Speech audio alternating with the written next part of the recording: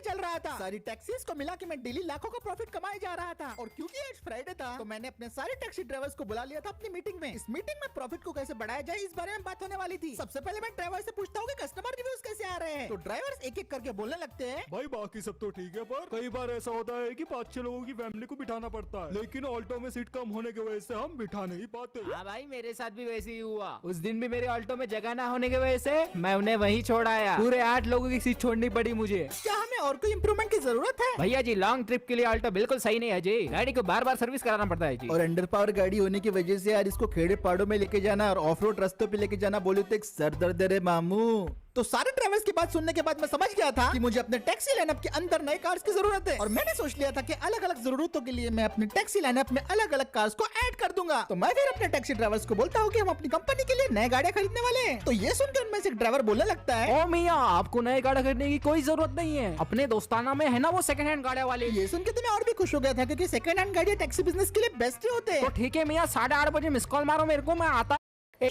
मियाँ पहुँच गए, अपन गाड़ियाँ देख लो बोला। ये सुनने के बाद मैं उसे बोलता हूँ कि यार मैंने तो ज्यादा सीट वाली गाड़ी के बारे में बात की थी, ये तो सारी की सारी एम्बेसडर गाड़ियाँ हैं। तुमको लगता भी है भाई कि अपने बिजनेस में काम आ सकती है? अरे देख तो लो मियाँ एक बार, क्या पहले के पहले। तो मैं उसे ठीक है बोलता हूँ और फिर गाड़ी से उतर जाता हूँ। अब इस बंदे की बात वैसे तो सही थी, इन एम्बेसडर गाड़ियों पे मैं छोटा मोटा इन्वेस्टमेंट करके अच्छा खासा पैसा कमा सकता हूँ टैक्सी से। तभी इतने में मुझे टैक्सी वाला बोलने लगता है, मियाँ तुम जरा गाड़ियाँ को चेक वगैरह करो, मैं वाद भाई से मिल के आता हूँ। और हो सके ना मियाँ टेस्ट ड्राइव भी मार लेना, वो चाबी लगा के रखता हूँ। और वाद भाई है जी। और इतना बोल के वो टैक्सी वाला ओनर से बात करने के लिए चला जाता है। और मैंने यहाँ पे गाड़ियों को चेक करना शुरू कर दिया था। वैसे ये गाड़ियाँ काफी पुरानी थी और कंडीशन भी इनकी इतनी कुछ खास नहीं थी। गाड़ियों पे अच्छा खासा जंग और धूल मिट्टी लगी हुई थी, लेकिन बबलू मैकेनिक इनको टॉप लेवल पे रिस्टोर कर सकता था। और क्योंकि ये एम्बेसडर जैसी पावरफुल गाड़ी है तो सर्विस वगैरह की टेंशन तो मुझे बिल्कुल भी नहीं रहेंगी। काफी सोचने के बाद मुझे गाड़ियाँ पसंद आने लग गई थी। तभी इतने में मेरे टैक्सी का ड्राइवर आ जाता है और वो मुझे बोलने लगता है, वाद भाई तो बाहर गए बोलते हैं, पर घर में चाबी थी, मैं चाबी ले आया हूँ। तो मियाँ तुम एक बार टेस्ट ड्राइव मार के देख ही लो। अब टेस्ट ड्राइव करके मैं खुद ही पता लगाने वाला था कि ये गाड़ी परफेक्ट है मेरे बिजनेस के लिए या फिर नहीं। तो मैं गाड़ी का दरवाजा खोलता हूँ, उसके अंदर बैठ जाता हूँ और उसे स्टार्ट करने की कोशिश करता हूँ। कमाल की बात तो ये थी कि इतने पुराने होने के बाद भी एक झटके में चालू हो गई थी। फिर उसके बाद मैं उसे एक्सेलरेट करता हूँ और सीधा निकल पड़ता हूँ इसकी टेस्ट ड्राइव लेने के लिए। और जैसे ही मैंने इस गाड़ी को चलाना शुरू किया, इस गाड़ी ने मुझे पूरी तरीके से हैरान कर दिया था। सबसे पहले तो मैंने इसे एक ढलान पे चढ़ाया जिसे इसने एकदम आसानी से पार कर लिया और फिर धीरे धीरे करके मैंने इसकी स्पीड बढ़ाई। और हैरानी की बात तो ये थी कि इतने ऊबड़ खाबड़ रास्तों में भी ये गाड़ी मुझे जरा भी अनकंफर्टेबल फील नहीं हुई। और ये तो फर्राटेदार चल रही थी। अब मैंने 10 मिनट तक इसकी टेस्ट ड्राइव ली और फिर मैं डीलर के स्टॉक यार्ड में वापस आ गया था। मैंने अब इस गाड़ी को लेने का मन बना लिया था क्योंकि इसकी टेस्ट ड्राइव से मैं काफी ज्यादा सेटिस्फाइड था। एकदम भरपूर पावर और सर्विस वाली ये गाड़ी थी और यही गाड़ियाँ मेरी बिजनेस के लिए चाहिए थी। उसके बाद फिर मैं गाड़ी से उतर जाता हूँ और फिर अपने ड्राइवर के पास जाके बोलने लगता हूँ, भाई अपने बिजनेस के लिए यही वाली गाड़ियाँ लेनी है, अभी 5 ये गाड़ियाँ ले लेते हैं, 5 अगले हफ्ते लेंगे, ठीक है? तो मियाँ इसके ओनर आ गए हैं, तुम बात कर लो। भाई ओनर कहाँ है? मुझे तो दिखाई नहीं दे रहे। तेरे सामने खड़ा हूँ बेवकूफ, नीचे देख। क्या मतलब कि तुम ओनर हो? कुछ भी बकवास किए जा रहे हो। ओ मियाँ, ये तो ओनर के भाई है, कदीर भाई। अबे ओनर का भाई नहीं, मैं ओनर ही हूँ। ये सारा का सारा एरिया मेरा है और यहाँ की गाड़ियाँ भी मेरे हैं। वैसे तुम लोग यहाँ क्या कर रहे हो? भाई हम लोग तो यहाँ पे गाड़ियाँ खरीदने के लिए आए थे। ये एम्बेसडर गाड़ियाँ बेचने के लिए है ना? कौन बोला गाड़ियाँ बेचने के?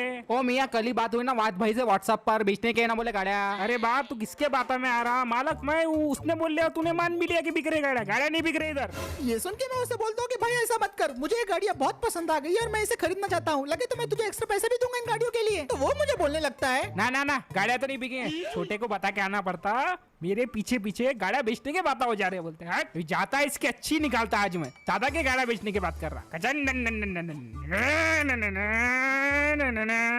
ये डील तो होते होते रह गई थी। तो मैं ड्राइवर को बोलने लगता हूँ, अरे भाई ये कौन सी जगह पे लेके आ गए थे? आई को मियाँ तुम फिक्र कर रहे, 2-3 लोग है ना अपने दोस्ताने में, चलो। यार ये गाड़ियाँ तो मुझे काफी पसंद आ गए थे, लेकिन क्योंकि अभी इन्हें खरीद नहीं सकते तो फिर हम दोनों टैक्सी में बैठ के निकल पड़ते हैं। अब वो टैक्सी ड्राइवर मुझे शहर में लेके आ गया था और लगभग आधा घंटा ड्राइव करने के बाद हम पहुँच जाते हैं शहर के सबसे बड़े डीलर मारुति सुजुकी के पास। और मियाँ यहाँ पे तो तुम्हें गाड़ी मिल ही जानी है। ठीक है भाई, तुम गाड़ी पार्क कर दो। फिर उसके बाद वो टैक्सी वाला डीलरशिप में गाड़ी को पार्क कर देता है। फिर हम दोनों अपनी टैक्सी से उतरते हैं और शोरूम में खड़ी हुई गाड़ियों को चेक करने लगते हैं। हमेशा की तरह टैक्सी ड्राइवर शोरूम के ओनर से बात करने चला गया था और मैं यहाँ पे गाड़ियों को चेकआउट कर रहा था। इस शोरूम में तो सुजुकी अर्टिगा के काफी सारे मॉडल्स थे और ये सारे के सारे अर्टिगा के बेस वेरिएंट थे जो मेरे टैक्सी के लिए परफेक्ट है। अभी मैं यहाँ पे मॉडल्स को चेकआउट कर ही रहा था तो इतने में टैक्सी ड्राइवर मेरे पास आता है, मुझे बोलने लगता है, देखो मियाँ शोरूम वाला आ रहा है इधर, ज्यादा हो नहीं करना उसके बाद, बेटा सबर से काम लेना तुम। ये सुन के मैं उससे बोलता हूँ कि भाई 3-4 गाड़ियाँ साथ में ले रहे हैं तो डिस्काउंट तो अपने को मिल ही जाएगा। थोड़ी देर इंतजार करने के बाद वो शोरूम का मैनेजर हमारे पास आ जाता है और आके बोलने लगता है, तो सर आप कौन सी गाड़ी खरीदना चाहते हैं? ये सुन के मैं उसे बोलता हूँ दोगे, मुझे तो आर्टिका चाहिए। तो कौन सा मॉडल लेना पसंद करेंगे आप? LXi, LXi plus, VXi, VXi optional, ZXi, ZXi plus, ZXi plus optional, CNG में चाहिए आपको या फिर आपको ऑटोमेटिक गाड़ी चाहिए सर? इतने सारे ऑप्शन सुन के मेरा दिमाग चकरा गया था। तो मैं उससे बोलता हूँ कि भैया मैं टैक्सी कंपनी वाला हूँ, मुझे बेस मॉडल ही चाहिए। अच्छा, तो आपको गाड़ी टैक्सी के बिजनेस के लिए चाहिए सर, पर उसके लिए तो आर्टिका टूर का स्पेशल मॉडल आता है। तो ठीक है भाई, हम आर्टिका का टूर मॉडल ही ले लेंगे, पर वो मॉडल तो अवेलेबल है ही नहीं ना सर। पर आप अगर मेरी थोड़ी सी जेब गरम करो तो शायद से मैं आपके लिए वो मॉडल। अब ये बंदा बेस मॉडल लेने के लिए मुझसे एक्स्ट्रा चार्ज कर रहा था। अरे भाई, लेकिन इसकी क्या जरूरत है सर? वो स्पेशल मॉडल है, आपको जल्दी चाहिए तो जल्दी पे भी करना पड़ेगा ना। और जब वो बंदा मुझे समझा रहा था मॉडल के लिए, तभी इतने में वहाँ पे 2 पुलिस की गाड़ी आ जाती है। गाड़ी के अंदर बैठे हुए पुलिस वाले बोल रहे थे कि अपने हाथ ऊपर करो, हमने तुम्हें चारों तरफ से घेर लिया है। और ये सुनते ही मेरी फटके हाथ में आ गई थी। मुझे लग रहा था कि अब मुझे फिर से जेल में जाना पड़ेगा। अरे बाबा, ये पुलिस कहाँ से आ गई? फिर उसके बाद वो पुलिस वाले गाड़ी से उतर जाते हैं और हमारे पास आके हम सभी को घूरने लगते हैं। और मुझे तो ये सब देख के लग रहा था कि मैं तो लंबे समय के लिए अंदर जाने वाला हूँ, पर अचानक से कुछ अनएक्सपेक्टेड होता है। वो पुलिस वाले भैया मैनेजर की तरफ गुस्से से देखते हैं और देखते ही देखते वो मैनेजर को एक जोरदार मुक्का मार देते हैं। सर, आप पागल हो गए क्या?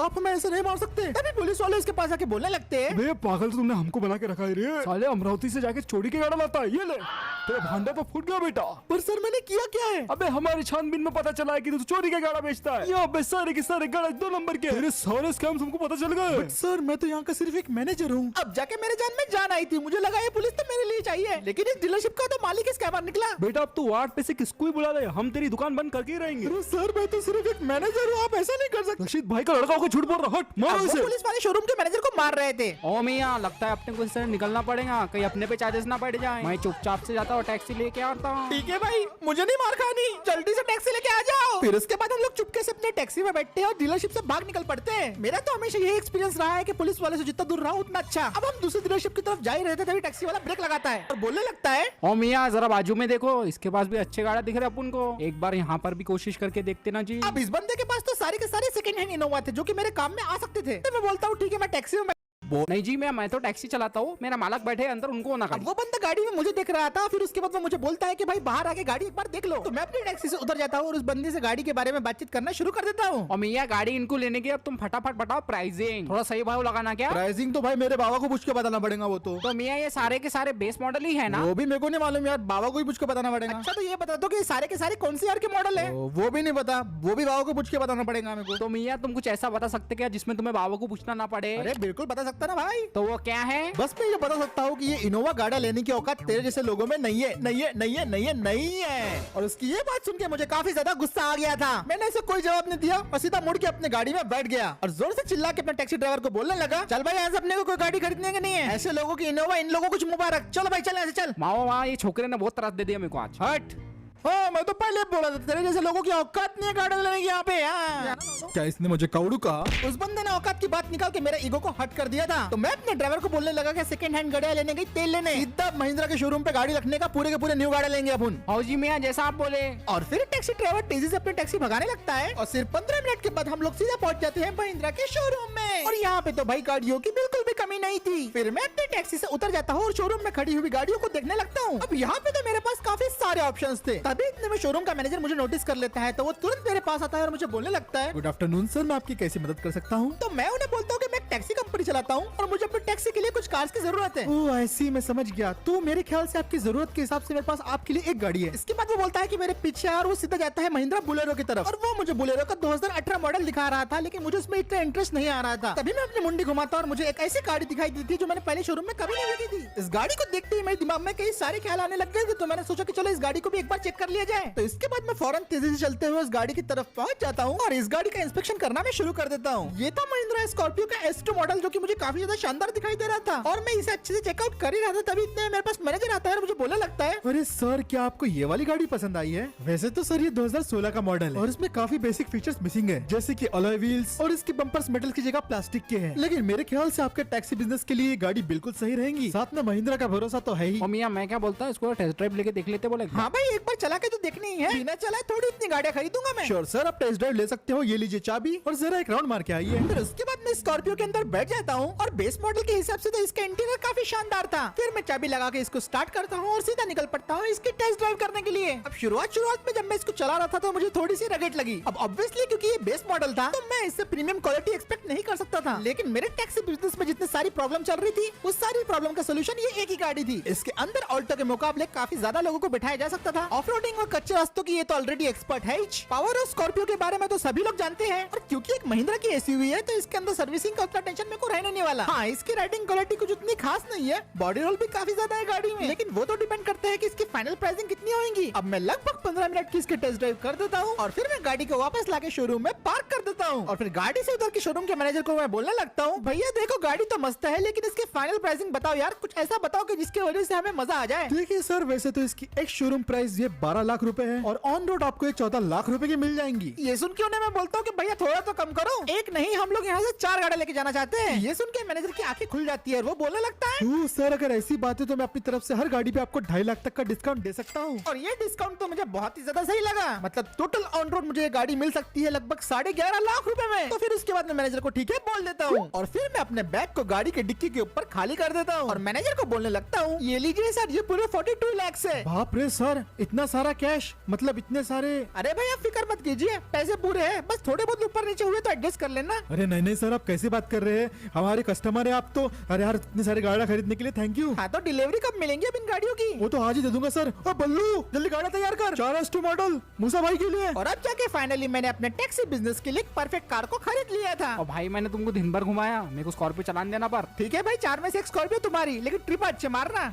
बिल्कुल मियां, तुमको शिकायत का मौका मिलने ही नहीं वाला। और फिर मैं उसके बाद अपने 4 स्कॉर्पियोज की डिलीवरी ले लेता हूँ। Thank you so much for buying sir and congratulations for your new car और न्यू बिजनेस। अरे thank you sir, thank you. और फिर उसके बाद हम सारे स्कॉर्पियो को ट्रक में लोड करते हैं और ट्रक निकल पड़ता है सीधा मेरे स्टॉक यार्ड की तरफ। और फाइनली अब मेरे पास आ गए थे सारे स्कॉर्पियोज। क्या बात है, क्या बात है, कंपनी के लिए नई गाड़ी आ गई, क्या बात है। इसमें से तो एक मैं चलाऊंगा भाई, मैं भी चलाऊंगा। अरे भाई मैं भी चलाऊंगा। सारे के सारे स्कॉर्पियोज काफी ज्यादा शानदार लग रहे थे और इन गाड़ियों को देख के अब मैं और भी ज्यादा मोटिवेट हो गया था। अब तो मेरा बिजनेस बिल्कुल एकदम छप्पड़ फाड़ चलेगा। अब तो मैं आउट ऑफ सिटी की बुकिंग भी लिया करूंगा और जल्दी मैं अपनी सारी स्कॉर्पियोज को ऑल इंडिया परमिट भी दिलवा दूंगा। लेकिन सबसे बढ़िया बात तो ये थी कि मेरे सारे के सारे ड्राइवर जो कंपनी में काम करते थे वो बहुत ज्यादा खुश थे स्कॉर्पियोज को देख के। और अब बारी आ गई थी इन स्कॉर्पियोज को काम पे लगाने की। मैंने स्टार्टिंग में सिर्फ 4 ड्राइवर्स को ही अपनी स्कॉर्पियो दी थी और मैं भी टेस्ट करके देखूंगा कि स्कॉर्पियोज मुझे कितना कमा के देती है। और फिर इसके बाद एक एक करके मेरे सारे के सारे स्कॉर्पियोज शहर की तरफ रवाना हो जाते हैं। और अब तो सिर्फ शाम को ही पता चलेगा कि स्कॉर्पियोज ने आखिर में कितना कमा पाई है। और मैं तो उम्मीद कर रहा था कि भाई बस कोई अच्छा ही रिजल्ट आए।